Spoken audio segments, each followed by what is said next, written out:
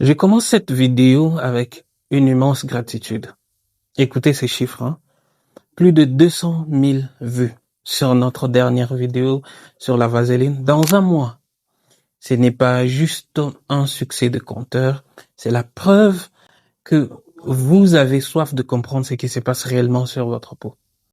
Depuis le mois de décembre, j'ai épluché des milliers de vos commentaires. J'ai vu vos doutes, j'ai vu vos erreurs et j'ai surtout vu votre envie de bien faire.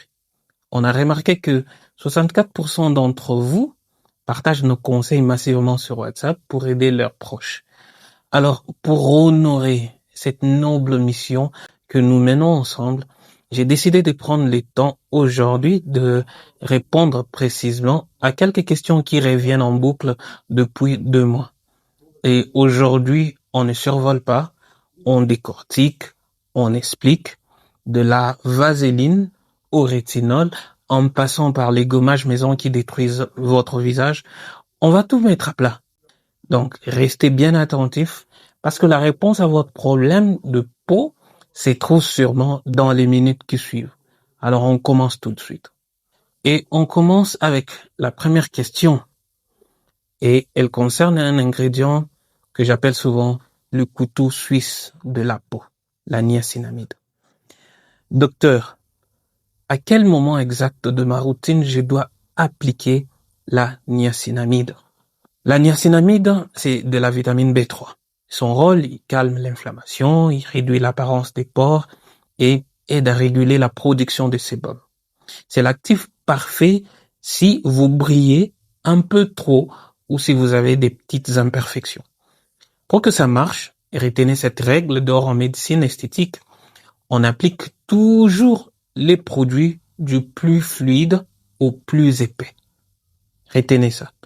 Le matin ou le soir, après avoir bien nettoyé votre visage avec un gel doux, votre peau est prête. C'est là que vous appliquez votre sérum à la niacinamide. Pourquoi? Parce que c'est une texture légère qui doit pénétrer profondément pour agir. Si vous mettez votre crème hydratante avant, elle va former une barrière et votre niacinamide restera en surface. Bref, vous jetez votre argent par les fenêtres. Donc, le bon sens, le bon ordre, c'est le nettoyage, niacinamide et enfin votre crème de jour ou votre protection solaire. Et petite astuce pour ceux qui ont la peau mixte comme Diane qui a posé la question, la niacinamide va aider à resserrer ces pores dilatés que vous n'aimez pas voir dans les miroirs. C'est simple, c'est efficace et ça change tout sur la durée. Alors, la question suivante, et d'ailleurs c'est le sujet brûlant de la chaîne. Docteur, est-ce que je peux mettre de la vaseline sur mon visage sans avoir de boutons ou creuser mes rides? Alors, pour comprendre, il faut savoir ce que c'est la vaseline. C'est un agent occlusif. Elle ne nourrit pas votre peau, elle ne l'hydrate pas non plus. Son rôle, c'est de former un film imperméable qui empêche l'eau de votre corps de s'évaporer. Et c'est ce qu'on appelle sceller l'hydratation. Pour les rides, c'est une alliée incroyable. En gardant l'eau dans les tissus, la vaseline répulpe la peau et lisse les ridules de déshydratation. C'est d'ailleurs le secret du fameux slagging. Si vous avez la peau sèche ou mature, c'est un bouclier protecteur qui va rendre votre visage beaucoup plus souple au réveil surtout. Mais attention, si vous avez une peau grasse ou acnéique, la vaseline peut devenir votre pire ennemi. Ces films imperméables vont emprisonner les sébums, la sueur et les bactéries. Et résultat, vous allez boucher vos pores et favoriser l'apparition des comédons et des micro-kystes. Alors, mon conseil de médecin, utilisez la vaseline uniquement sur les zones sèches comme les contours des yeux ou des lèvres. Si vous avez de l'acné, passez votre chemin. OK? Et je le répète, parce que c'est une erreur que j'ai vue dans les commentaires de décembre. Ne mettez jamais de vaseline après avoir mis le rétinol. Ça va booster la pénétration du produit de manière incontrôlée et vous risquez une brûlure chimique sévère.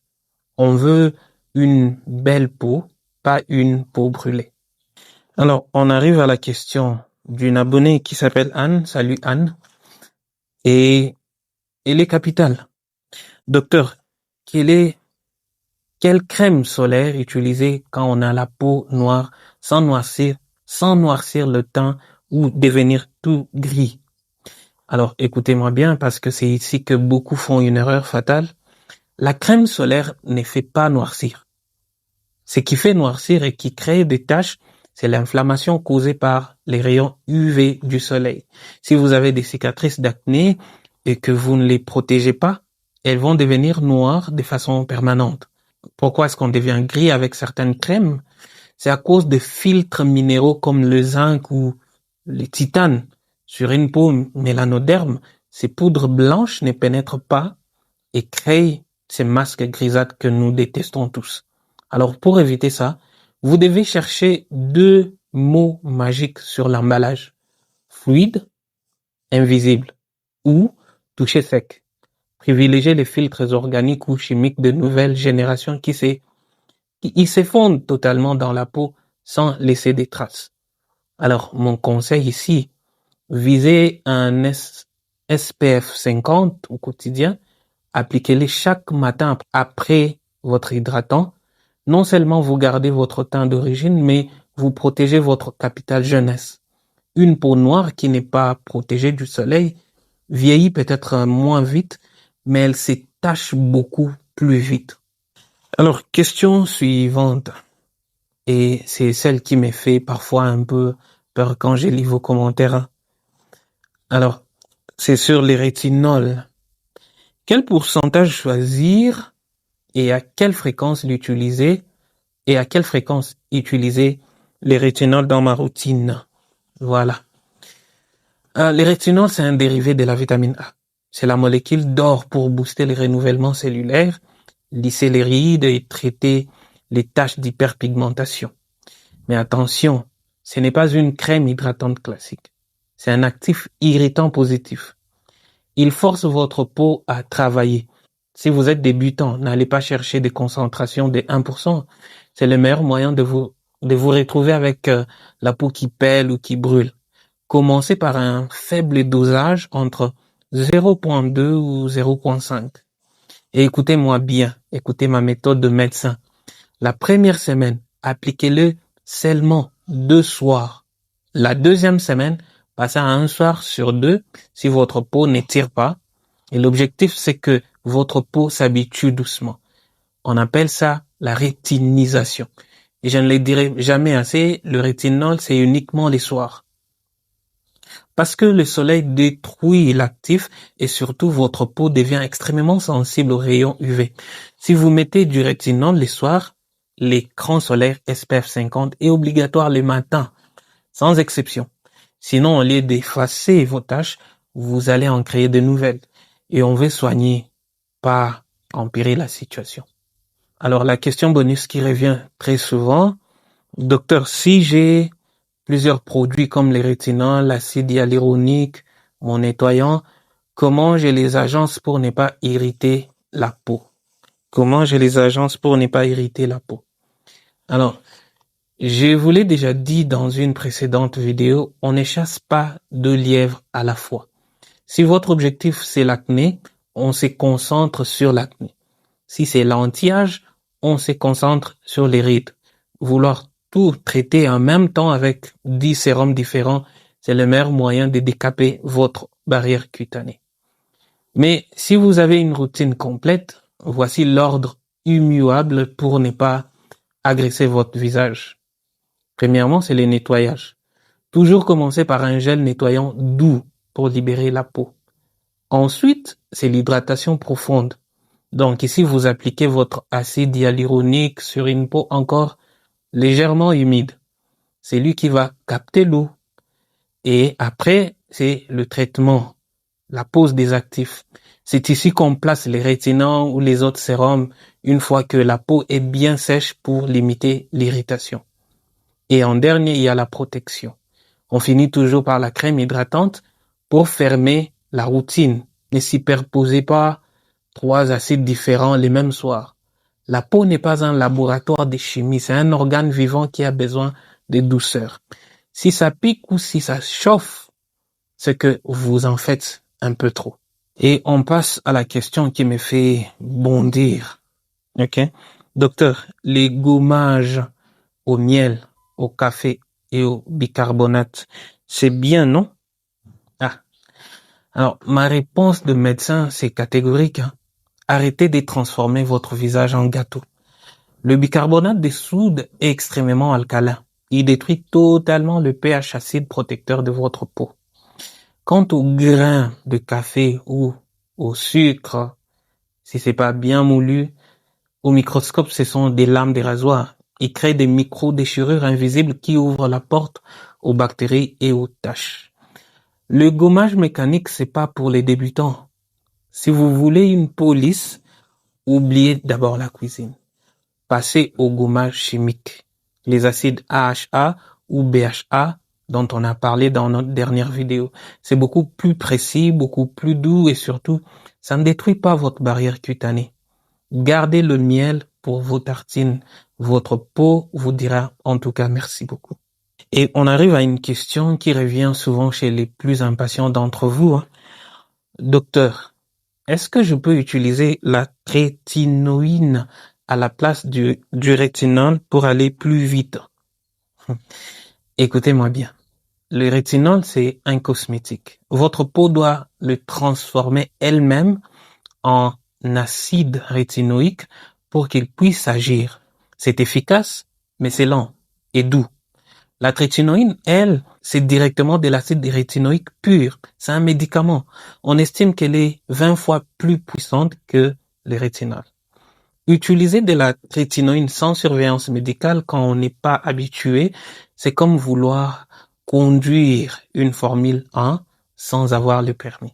Vous risquez des irritations sévères, une peau qui pèle à vif et des brûlures qui laisseront des taches noires indélébiles, surtout sur des peaux noires ou métissées. Et mon conseil de médecin, si vous n'avez jamais utilisé des rétinoïdes, commencez par le rétinol. Laissez votre peau apprendre à se renouveler. La rétinoïne est réservée aux acnés sévères ou au vieillissement cutané marqué. Elle doit être prescrite par un médecin qui vous suit. Ne jouez pas aux apprentis sorciers avec votre visage, parce que une brûlure à la rétinoïne, ça prend du temps pour guérir. Très long. Et on termine par cette très bonne question qui semble pleine de bon sens. Docteur, j'ai la peau très sensible. Est-ce que je peux utiliser un savon bébé comme nettoyant? Je vais peut-être vous surprendre, mais la réponse est prudence. Prudence en tout cas. Pourquoi? Parce que la peau d'un bébé et la peau d'un adulte n'ont pas le même pH. Les produits pour bébés sont souvent formulés avec un pH proche de 7 pour ne pas piquer leurs yeux. Mais votre peau d'adulte, elle est naturellement acide avec un pH autour de 5.5.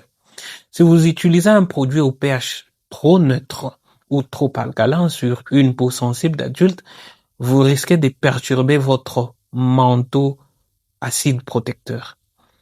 C'est là que les mauvaises bactéries s'installent et que les irritations commencent. De plus, les produits pour bébés contiennent souvent beaucoup de parfums pour que le bébé sente bon.